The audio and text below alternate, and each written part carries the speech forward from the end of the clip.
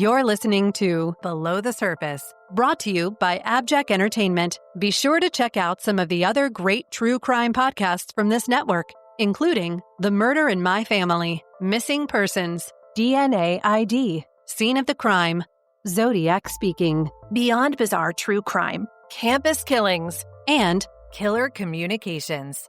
All of these podcasts are available for you to binge on right now, wherever you listen to podcasts. Subscribe where you're listening to this podcast so you don't miss an episode. A missing person, a strange death, a vanished vehicle, a series of unanswerable questions. In so many true crime mysteries, the answers remain elusive. But in many instances, the clues lead right to the water's edge, and sometimes the truth lies below the surface. Welcome back to Below the Surface. I'm your host, Olivia, and today I'm unpacking the case of 28-year-old Debbie Wolfe, whose body was found in her backyard pond in 1985.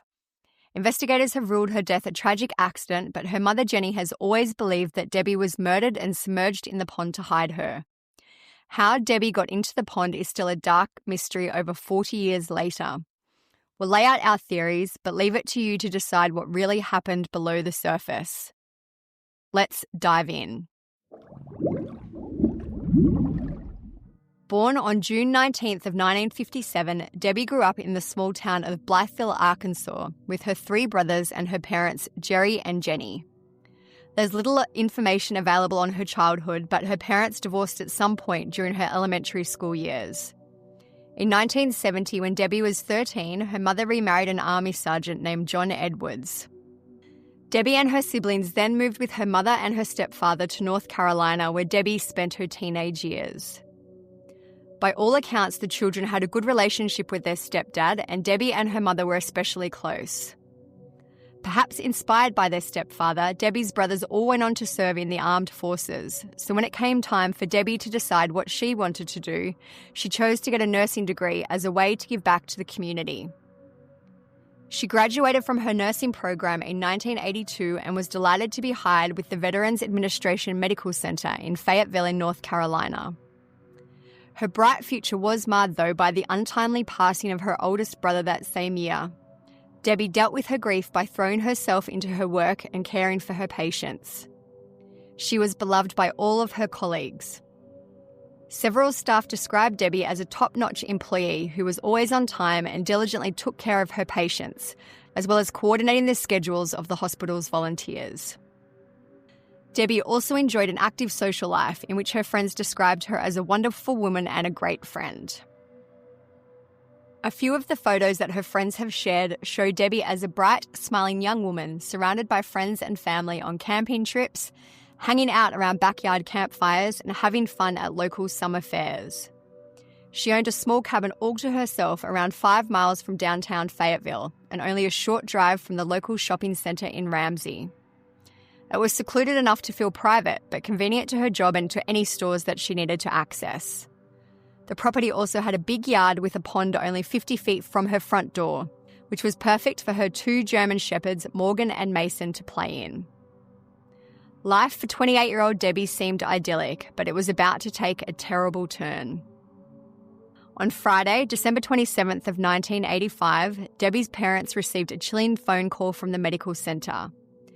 Debbie had never shown up for her 8 a.m. shift and she wasn't answering the phone at the cabin. Jenny and John immediately knew that something was very wrong. Debbie was known to call her supervisor even if she was just running late to work, and the family had just spent Christmas Day with her only 2 days prior. She was not sick then. There was no innocent reason for her to have not shown up for work.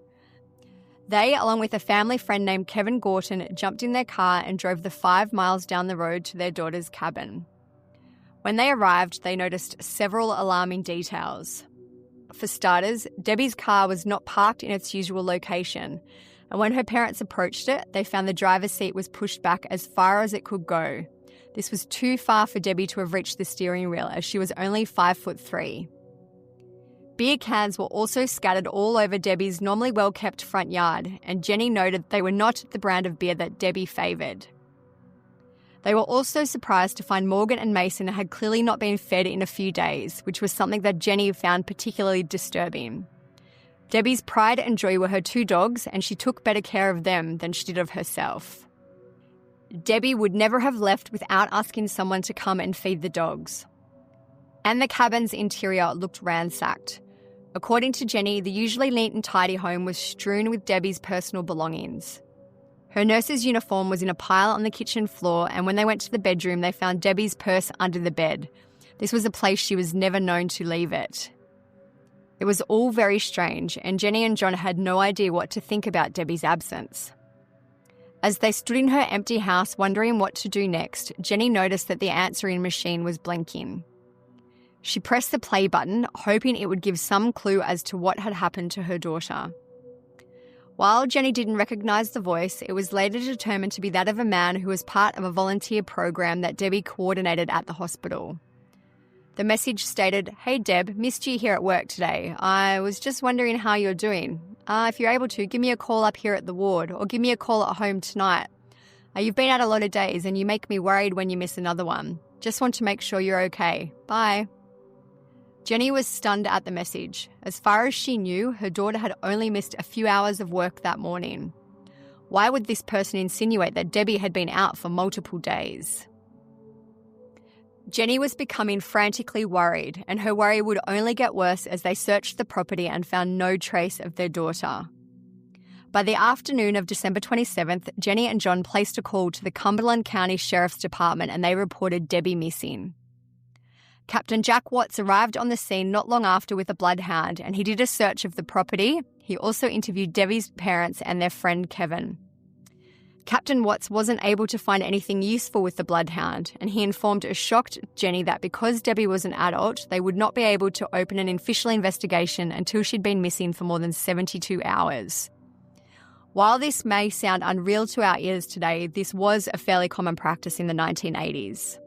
And unfortunately for the Wolfe Edwards family, they had to wait 3 long and nerve-wracking days hoping that Debbie would turn up.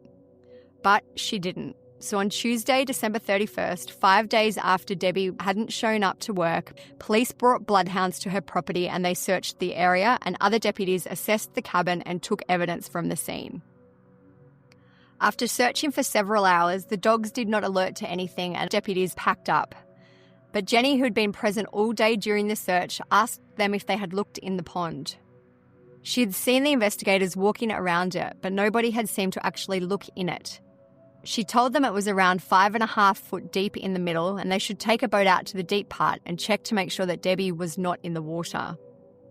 They told her that it was getting too dark to see properly, but a deputy would call her the next day to let her know if anyone was coming back to investigate it. But Jenny didn't want to wait, so she asked the head detective, Captain Watts, if he would allow her to get a private dive team to search the pond. He told her that she could, so she contacted her friend Gordon Childress, who had experience with search and rescue dives. On January 1st of 1986, Gordon entered the bitterly cold pond. Through the murky water, Gordon noted footprints and drag marks in the shallow end of the pond closest to the cabin. He followed along the silty muck of the pond's bottom until he ran into what he believed was a body, half stuffed into a 55-gallon oil drum or burn barrel. He surfaced immediately and shouted for someone to call the police. There was a body in the pond. Police arrived quickly and the body was brought to the surface.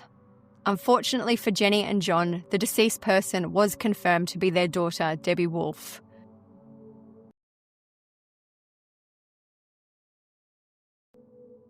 She was transported to the morgue where her autopsy was completed on January 2nd. But due to the extremely cold pond water, the pathologist was unable to determine her cause of death or even say when she had died. Aside from some abrasions on her hands, there were no markings or bruises on her body, and there were no traces of drugs or alcohol in her system. There was only half a teaspoon of water in her upper bronchial tubes, and she lacked the white foamy substance around the nose and mouth that was usually found in drowning victims. Furthermore, Debbie's body lacked the bloating and discoloration usually found on bodies that had been submerged in water for several days. But without any other marks and without being able to approximate when she died, the pathologist ruled Debbie's death as undetermined. But while the pathologist was trying to find out how Debbie had gotten into the water, Jenny was concerned with what was still there. the 55-gallon burn barrel.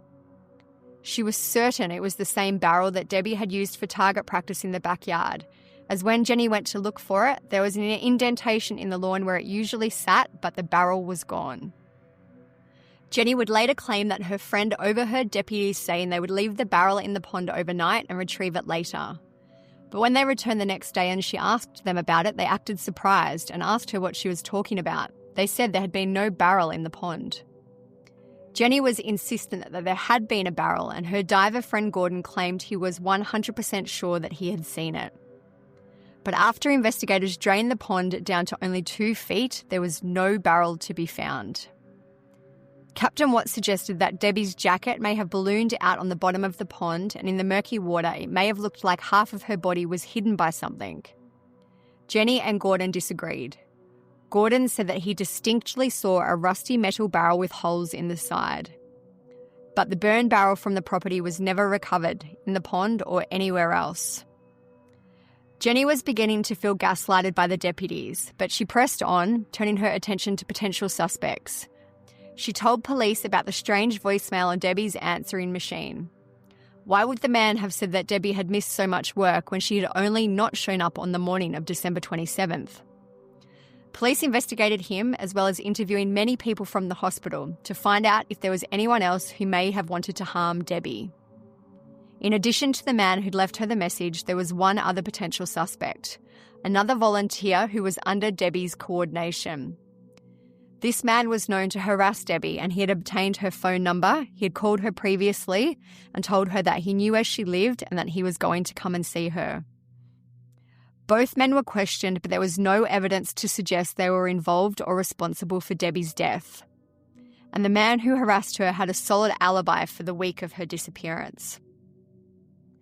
With an undetermined cause of death, no suspects, and no viable clues to point to foul play in any direction, Captain Watts declared that Debbie's death was a tragic accident. He hypothesised that she had perhaps been out playing with her dogs after work on the 26th, and one of the dogs may have gone into the pond, and that Debbie went in after them to try to get the dog out. When this happened, she may have been able to free the dog, but not herself, as the ambient temperatures the week of that Christmas had been below freezing, which was unseasonably cold for Fayetteville. This, coupled with a thin sheet of ice on the pond and the sub-zero water temperatures, may have caused Debbie to suffer from immersion syndrome, which is a rapidly occurring type of hypothermia. Essentially, she froze to death before slipping below the surface. Her case was then closed. But based on everything Jenny had seen that first day in the cabin, she didn't believe that her daughter had died in a tragic accident. There were too many things that felt wrong, too many things that just didn't add up.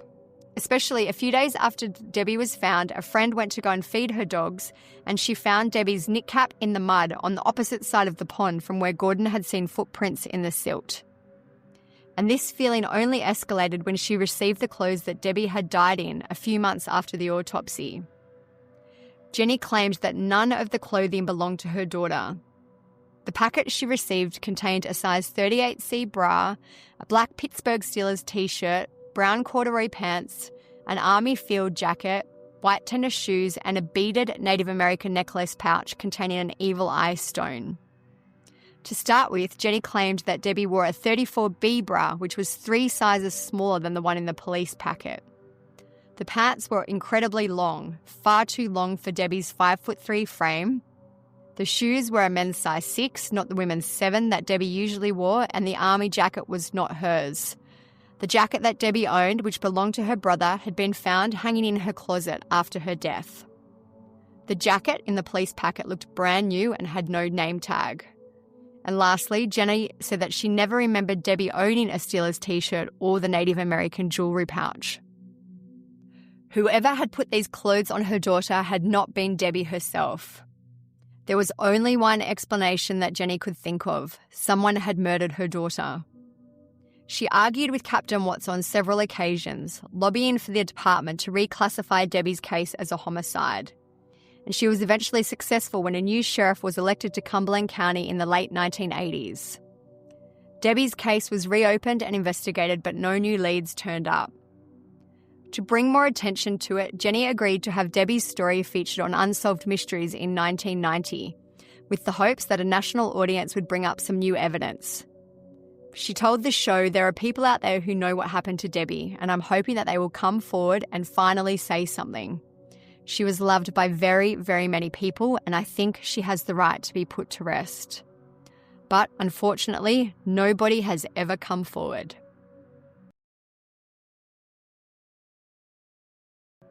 For the last 40 years, Debbie Wolfe has only been known as the body in the barrel, and her case has raised more questions than answers and has generated more speculation than fact. Jenny died in 2002, still believing that someone had murdered her daughter, while Captain Watts retired from law enforcement, still upholding the belief that Debbie died from an unfortunate accident. So which one is true? The police investigation was purged following the closing of the case, so access to original information is limited. But based on what is publicly available, there are a few possible scenarios. The first theory is that Jenny was right. In many interviews, Jenny claimed that she knew what had really happened. One of the suspects from the hospital had abducted Debbie from the cabin on the night of December 26th. They had kept her alive in some other location for a few days and then killed her, redressing her corpse and depositing her in the burn barrel.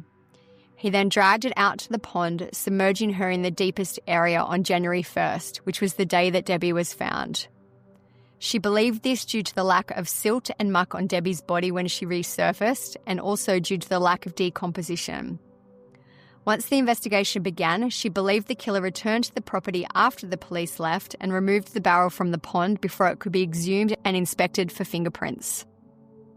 So how does her theory stack up against the evidence? It would certainly explain the barrel's disappearance from the property and its mysterious removal from the pond. If the clothing was returned to Jenny and that was truly not Debbie's, then her theory would also provide explanation for how Debbie ended up dying in clothing that she hadn't owned. On the point of the suspects, while both men were interviewed by police and both had alibis for the week of Debbie's disappearance, public records don't reveal how well these alibis were confirmed. Potentially, these suspects could have lied in their interviews and/or have had other people lying for them to cover something up. It's also a little disturbing to note that Debbie's harasser both refused to take a polygraph test and then he moved out of North Carolina only weeks following Debbie's disappearance and death. It's very possible that he got away with murder or at least left with some information about Debbie's case. But from an investigative perspective, Jenny's theory still has some pitfalls. For one, the extremely cold water in the pond was most likely responsible for how preserved Debbie's body was by the time they found her. The sub-zero temperatures in the water would have halted or at least greatly reduced the decomposition process, and this would have kept her body from bloating and floating to the surface. This means that Debbie could have been in the water for almost a week and not shown any of the usual signs of submerged bodies. Another issue with the murder theory is the lack of marks, bruisings, or abrasions on Debbie's body.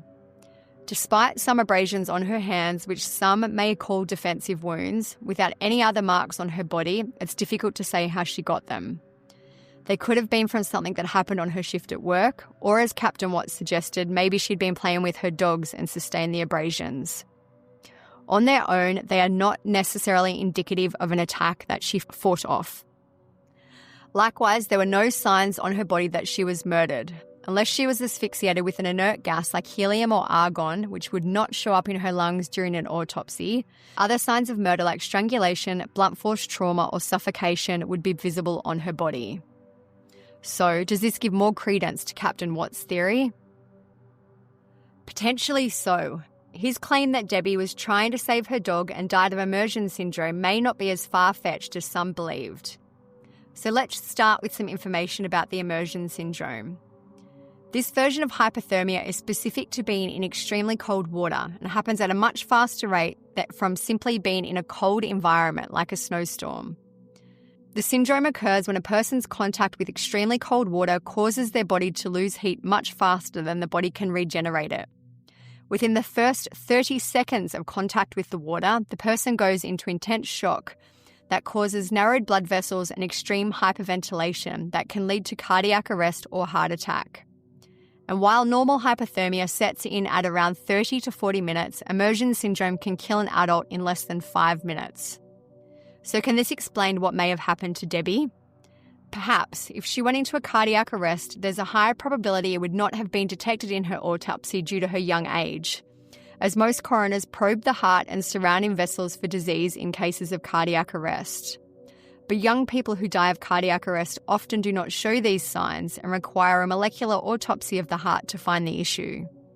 So it is possible the immersion syndrome may have caused her to go into cardiac arrest and she died before slipping below the surface. But why would she have gone into the pond in the first place? Captain Watts suggested that she was playing with the dogs, but let's change that theory a little. Instead of playing with them after work, maybe she deemed that something was threatening to them much later on that night. Several reports agree that the dogs usually lived outside and not in the cabin.